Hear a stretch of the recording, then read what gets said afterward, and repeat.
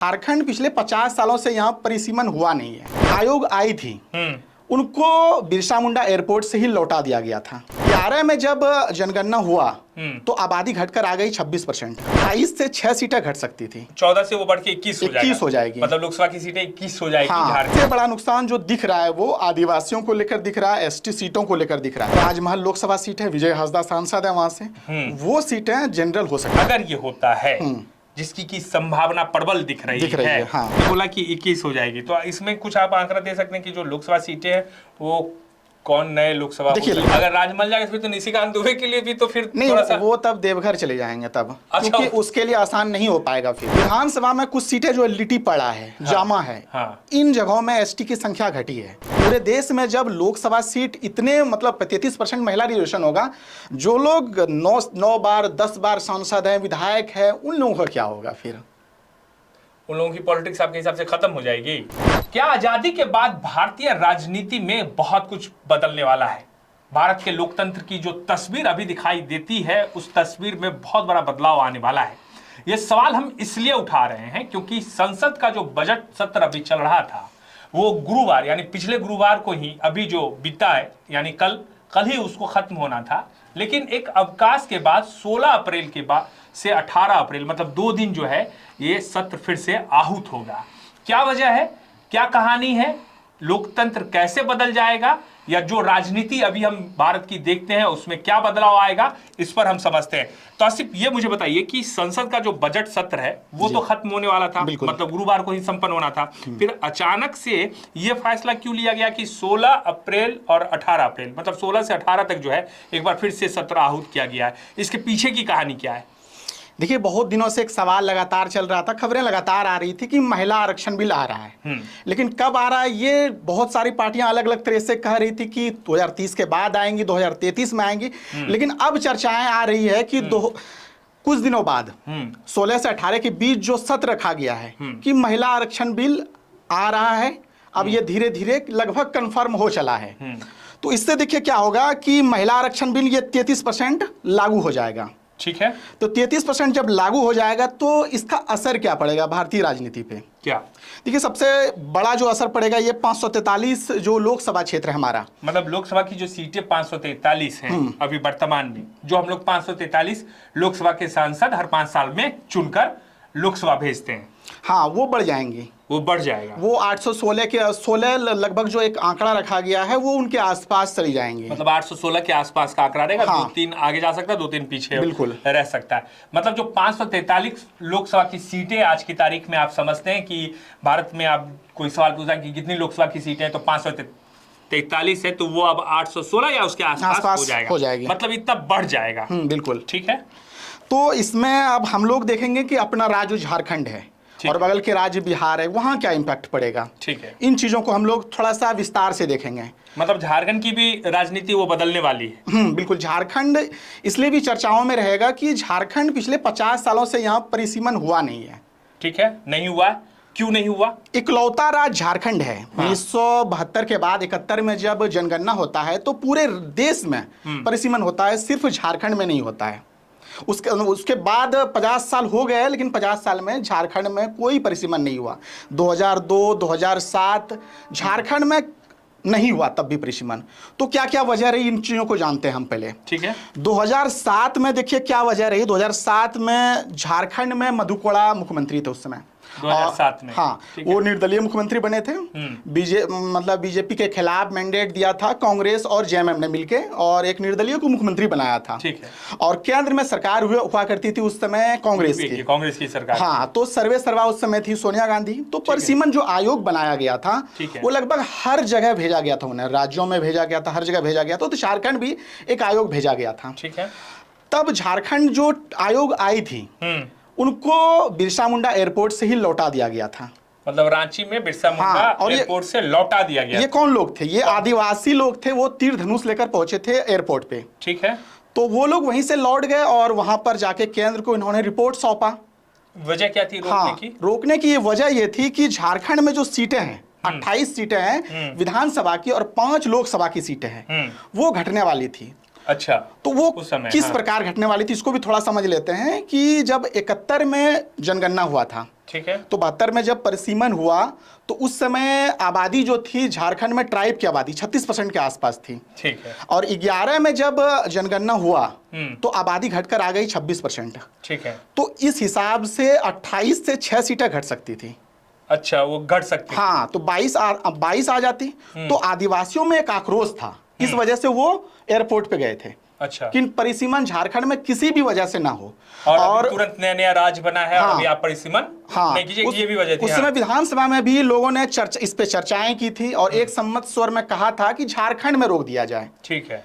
क्योंकि यहाँ की जो संस्कृति है उस पर असर पड़ेगा, अगर हमारी सीटों पे कम हो जाएगा तो उस पर असर पड़ेगा। तो फिर केंद्र में इस पे चर्चा हुई। उस समय विपक्ष के नेता हुआ करते थे लाल कृष्ण आडवाणी, उनसे भी राय मशवरा लिया गया और कहा गया कि ठीक है, झारखंड को छोड़ दिया जाए। तो 2007 में भी झारखंड को छोड़ दिया गया, बाकी जगह हुई। लेकिन अब सवाल है कि 2026 आ चुका है। अब जब अंतिम बार परिसीमन हुआ था 1972 में, तब सोचिए झारखंड में 1,60,00,000 के आसपास आबादी थी और अभी आबादी लगभग 5 लाख के आसपास है।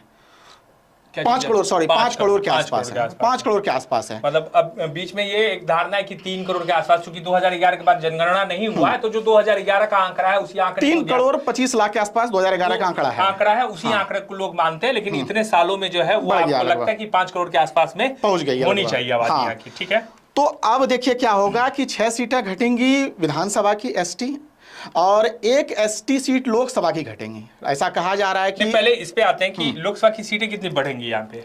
झारखंड में 14 सीट है, यहाँ पर 21 सीटें हो जाएंगी। 14 से वो बढ़ के 21 हो जाएगी। मतलब लोकसभा की सीटें 21 हो जाएगी। हाँ, झारखंड में। और विधानसभा में कहा जा रहा है 120 से 125 के बीच विधानसभा में रहेगा। अभी 81 है तो वो 120 से 125 के आसपास रहेगा। तो इसमें सबसे बड़ा नुकसान जो दिख रहा है वो आदिवासियों को लेकर दिख रहा है, एसटी सीटों को लेकर दिख रहा है। एसटी सीटें बढ़ेंगी दोनों में। अच्छा। विधानसभा में भी बढ़ेंगी, लोकसभा में भी बढ़ेंगी। ठीक है। विधानसभा में 9 से 11 हो जाएंगी, लोकसभा में 1 से 2 हो जाएंगी। ठीक है। तो मतलब इसका आप ये कहते हैं कि जो यहाँ का पॉलिटिक्स है ये तो इसी के इर्द गिर्द है ना, जो आप कह रहे हैं। हाँ, सीटों के इर्द गिर्द। अब देखिए कि इसमें संथाल सीट है, एक राजमहल लोकसभा सीट है, विजय हांसदा सांसद है वहां से, वो सीटें जनरल हो सकती है। जब मतलब जो राजमहल सीट है, हाँ, जो संथाल के इलाके में है, हाँ, वो गढ़ माना जाता है झारखंड मुक्ति मोर्चा का। वहाँ का मैक्सिमम जो 18 विधानसभा सीटें हैं जहाँ तक मुझे मेरे ध्यान में है। और वहाँ पे एक दुमका हो गया लोकसभा की सीट, एक राजमहल हो गया और एक गुड्डा हो गया। हाँ। जिसमें से दुमका और राजमहल जो है वो अभी जेएमएम के पास है, गुड्डा अभी निशिकांत दुबे वहाँ से एमपी है, वो अभी बीजेपी के पास है। तो आप ये कह रहे हैं कि अगर ये होता है, जिसकी की संभावना प्रबल दिख रही है, हाँ, तो राजमहल जो अभी जहां से विजय हांसदा सांसद हैं, वो जनरल सीट हो जाएगी। जनरल सीट हो जाएगी। 2007 का जो परिसीमन का जो अगर आप देखिएगा पूरा डाटा जो सरकार ने तैयार किया था, उस समय ही कह दिया गया था कि ये सीटें जनरल हो सकती है राजमहल को लेकर। अच्छा, उस समय 2007 में जब नहीं हुआ झारखंड में, लेकिन ये उस वक्त बातें आई थी कि राजमहल जो है वो जनरल हो सकती है। दरअसल उसकी एक वजह भी है कि झारखंड में जो डेमोग्राफी चेंज हुआ है, खासकर उस क्षेत्र का, अगर आप 70 के दशक में देखिए कि वहाँ आदिवासी की संख्या ज़्यादा थी, लेकिन अभी देखिएगा तो अभी आपको वहाँ पर उस टाइप की आबादी जो नहीं है, एसटी की आबादी, इस वजह से ये तो बीजेपी का ये तो जो आप कह रहे हैं, ये तो पिछली अगर विधानसभा चुनाव की बात कर ले तो बीजेपी की पॉलिटिक्स इसी के इर्द गिर्द थी। हम तो उस पर बहस करेंगे ही करेंगे। लेकिन मेरा सवाल ये है कि इसका तो असर झारखंड की पॉलिटिक्स पे भी पड़ेगा। 28 में 27 सीट जीत कर आए हैं अभी चुनाव में। एक चंपक सोरेन जो है वो भी जेएमएम से ही गए थे। तो हाँ, मतलब तो लगभग पूरे तरीके से लोकसभा में पांचों सीट लूज किए हैं। हाँ, तो एक बड़ा जंक जेएमएम को लग सकता है, ऐसा देखा जा रहा है। मतलब ये है कि एक घेराबंदी वाली बात हो गई ना फिर तो। आप सोचिए ना कि 125 विधानसभा सीटें अगर होती है और 22 आंकड़ा कितना चाहिए होगा, 125 जैसे 125 में तो लगभग 62-63 के आसपास आ जाएगा बहुमत का आंकड़ा। और 62-63 में आपके पास 22 सीटें ही मात्र रहेंगी जो एसटी सीटें रहेंगी। अच्छा। जबकि अभी क्या है, 41 का आंकड़ा होता है, 41 में से 28 तो एसटी सीटें हो जाती है। अच्छा। तो आसान हो जाता है। मतलब जो आंकड़े हैं बहुमत के, उसको छूने में बहुत ज्यादा कठिनाई नहीं होती है। लेकिन अगर ये होता है तो उसके बाद थोड़ा सा मामला जो है चुनौती वाला होगा। हाँ।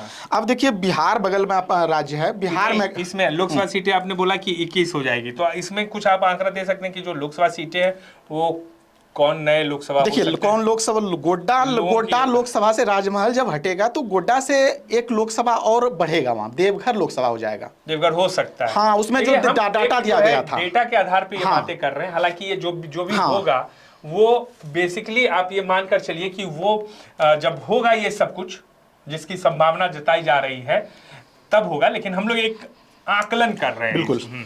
तो जिसमें देखिए लोकसभा में देवघर बोल रहे हैं आप। देवघर लोकसभा एक हो जाएगा। ठीक है। एक ऐसा कहा जा रहा है उसमें कि राजमहल की जगह देवघर, राजमहल खत्म हो जाएगा। खत्म हो जाएगा। देवघर एक जनरल लोकसभा हाँ, सीट जो है, जनरल वो लोकसभा सीट हो जाएगा उनकी उसमें जगह। राजमहल को भी मिला लिया जाएगा। हाँ, राजमहल गोड्डा और राजमहल गोड्डा में के आ कुछ जाएगा इलाका, हाँ, ये गोड्डा में आ जाएगा। हाँ, गोड्डा में आ जाएगा, इधर जोड़ दिया जाएगा। इधर जोड़ अगर दिया राजमहल के तो क्षेत्र को, इसका तो असर पड़ेगा फिर इस पे भी ना।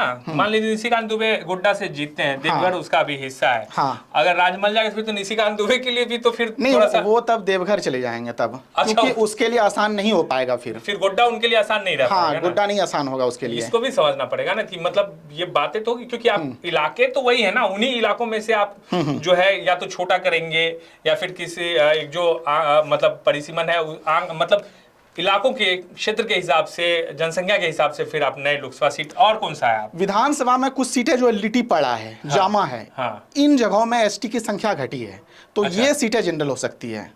जामा और लिट्टीपाल। हाँ, जामा से मतलब संथाल की आप बात कर रहे हैं। सीता सोरेन जहाँ से विधायक है। नहीं, सीता सोरेन विधायक थी अभी लुइस मरांडी है। हाँ, लुइस मरांडी है। तो वहाँ ये सब सीटें दिक्कत हो सकती है जेएमएम को आने वाले समय में, क्योंकि ये गढ़ है जेएमएम का एक तरह से। हाँ। अब बिहार में कितनी सीटें बढ़ रही हैं? बिहार में लोकसभा की 40 सीटें हैं, 40 से 60 हो जाएंगी। वो 60 हो जाएगी। हाँ। अब विधानसभा की सीटें? अब विधानसभा में 243 अभी है, 365 हो जाएंगी। 365। अब 365 में सोचिए 122 जो विधानसभा सीट होगी वहां पर महिला रिप्रेजेंट करेगी। अभी 26 है, अभी 26 रिप्रेजेंट कर रही है। हाँ। और 122। तो एक सवाल मेरे मन में आ रहा था कि पूरे देश में जब लोकसभा सीट इतने मतलब 33% महिला रिजर्वेशन होगा, जो लोग 9 बार 10 बार सांसद हैं, विधायक है, उन लोगों का क्या होगा फिर? उन लोगों की पॉलिटिक्स आपके हिसाब से खत्म हो जाएगी? नहीं, एक मन में आता है कि जो लगातार कहीं से विधायक है या सांसद है, मैक्सिमम तो इसमें से ज्यादातर लोग वही हैं जो लगातार हैं। आप पकड़ उठा के देख लीजिए। अगर झारखंड की अगर हम बात करते हैं तो झारखंड में आप देख लीजिए, वही है जो चल रहा है। निशिकांत दुबे कितने टाइम से ये छठा या हाँ, चौथा या पांचवा लगातार, चौथा या पांचवा है। आप फिर क्या कहते हैं बीडी राम पलामू का आप लगातार तीसरी बार है मेरे ख्याल से।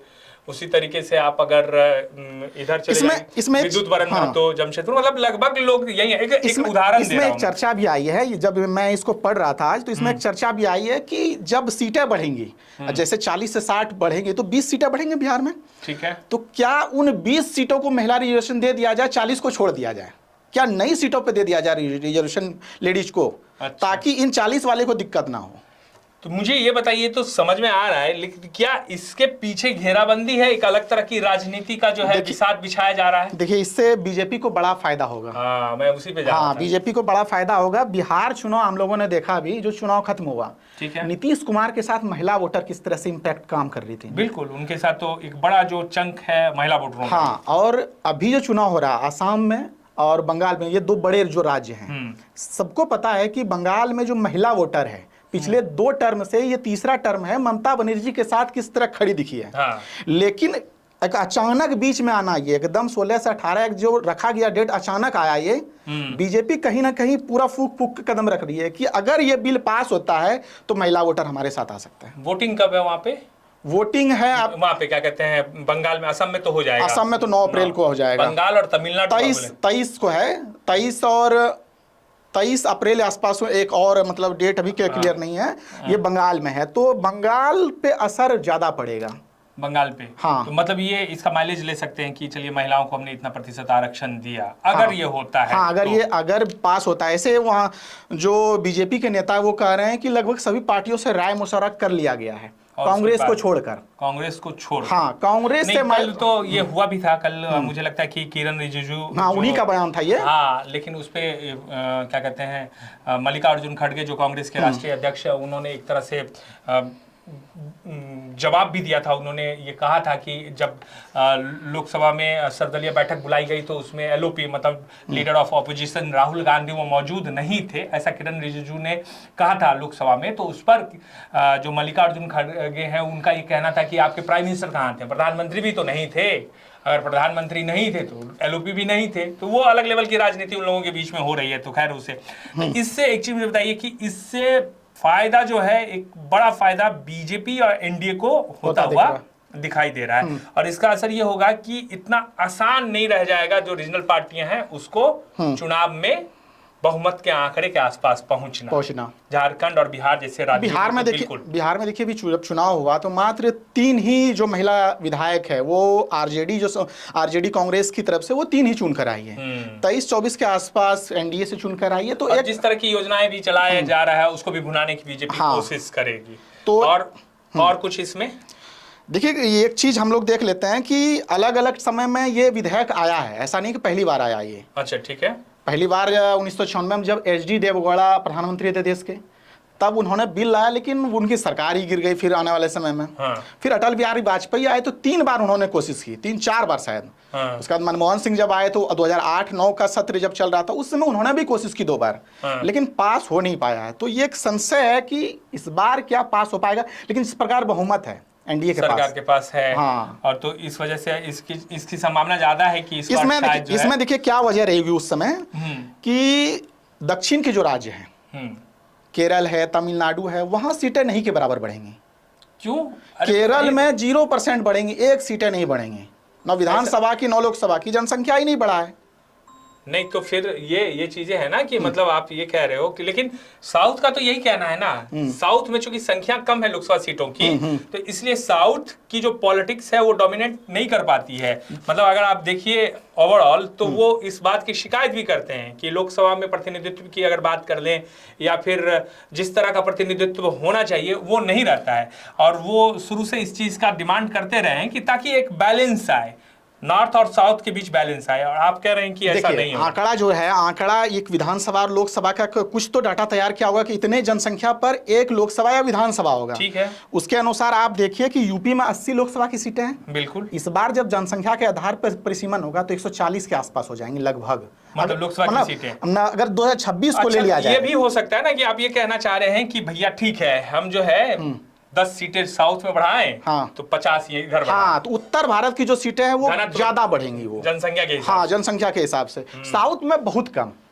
अच्छा। केरल उसमें इकलौता राज्य है जहां पर नहीं के बराबर सीटें बढ़ेंगी। बाकी के जो तमिलनाडु है, आंध्रा है, उनमें बढ़ेंगी, लेकिन वो जो एवरेज है इधर का, उत्तर भारत की तुलना में कम बढ़ेंगे उधर। कुल मिला के ये है कि एक बिसात बिछाई जा रही है राजनीति की। और बीजेपी की सीट कहां से आती है? उत्तर भारत से ज्यादातर सीटें आती हैं, तो ये इसका सीधा फायदा तो बीजेपी को दिखेगा ही। एक वजह ये भी है। तो कुल मिला के बात ये है कुल मिला के बात ये है कि 16 से 18 अप्रैल के बीच जो लोकसभा की एक स्पेशल, एक तरह से कह सकते हैं कि कुछ अवकाश के बाद जो हाउस शुरू होगा, उस हाउस शुरू होने के पीछे की कहानी ये है कि महिला आरक्षण लागू करने के लिए 16 से फिर से संसद सत्र बुलाया जा रहा है। और इसके पीछे की कहानी यह है कि परिसीमन के जरिए जो है लोकतंत्र का जो चेहरा अभी भारत में दिखता है उसकी काफ़ी सारी तस्वीरें जो है हद तक बदल जाएगी। और लोकसभा सीटों से लेकर कई राज्यों की विधानसभा सीटों में भी भारी बदलाव देखने को मिल सकता है। और इसका असर भारत की राजनीति पे पड़ना तय माना जा रहा है। तो आपको अगर हमारा ये प्रयास अच्छा लग रहा है या हमारे वीडियो को आप पसंद कर रहे हैं तो उसको शेयर कीजिए।